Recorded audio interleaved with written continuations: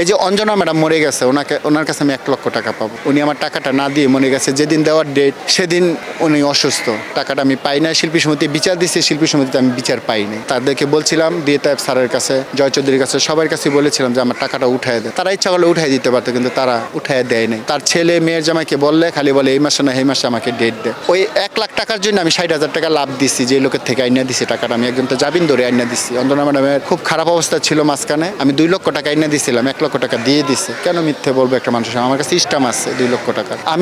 আমি হিসাব করছি আমি 32 লক্ষ টাকা পাবো। আমার মতো মানুষ যদি 32 লক্ষ টাকা পাই, আরো তো কত মানুষ আছে। আমার ক্যারিয়ারকে আমি তো ইচ্ছা করলে একটা গাড়ি কিনতে পারি, গাড়িটা আমি অবসর টাইমে ভাড়া দিয়ে চালাতে পারি। তাহলে আমার ফিল্মের কাজ, এখন তো ফিল্মে কাজই নেই, আমি টুকটাক নাটক করি, স্টেজ প্রোগ্রাম করি, বিয়ে শাদিতে নাচি, ওইসব করে আমি চলি। আর বিজ্ঞাপন করি। আপনার মতো সাংবাদিকরা কেউ ইন্টারভিউ নেয়, আমাকে কিছু পেমেন্ট করে, এগুলো দিয়ে আমি চলি আপনাদের দোয়া। আগে যখন আমরা ছবি করছি আমাদের কিন্তু কন্ট্রাক্টই নিত, 10 দিন 15 দিন আউটডোর, তোমাদের এত টাকা দেবো। ওই 5,000 টাকা সাইনিং মানি দিত, আর বাকিটা আমাদের সিস্টেম ছিল রিলিজের টাইমে। যেমন ছবি রিলিজ বৃহস্পতিবার আমাদেরকে অফিস থেকে টাকা দিত। তো বৃহস্পতিবার আমরা অফিসে গেলে বলতো যে ছবির অবস্থা খারাপ, এখন টাকাটা দিব না, পরের সপ্তাহে দিব। হ্যাঁ, পরের সপ্তাহে বলতো আরও খারাপ দিব না। এরকম করতে করতে করতে করতে আস্তেই করে সেই অফিসটা হারিয়ে যায়, মানুষ হারিয়ে যায়, আমরা টাকা আর পাই না। ওই অফিসে যেতে যেতে পায়ের জুতা ক্ষয় হয়ে যায়, রিক্সা ভাড়া খরচ হয়, যা বৈশা থাকি, তখন অপমানী যোগ্য হই, তখন ফিরে আসছি আমি। এমন অনেক প্রোডাকশনই টাকা পাবো, যা বড় বড় প্রোডাকশনে অনেক শিল্পীরা, কিন্তু অনেক প্রোডাকশন এখন নাই যাদের কাছে টাকা পাবো। কার কাছে চাবো? শুধু ডায়েরিতে লিখে রেখেছি কোন কোন ছবি, ওগুলোই আমরা নিয়ে বেঁচে আসছি, কিন্তু টাকা আর পাবো কিনা এই জিন্দিগিতে জানি না।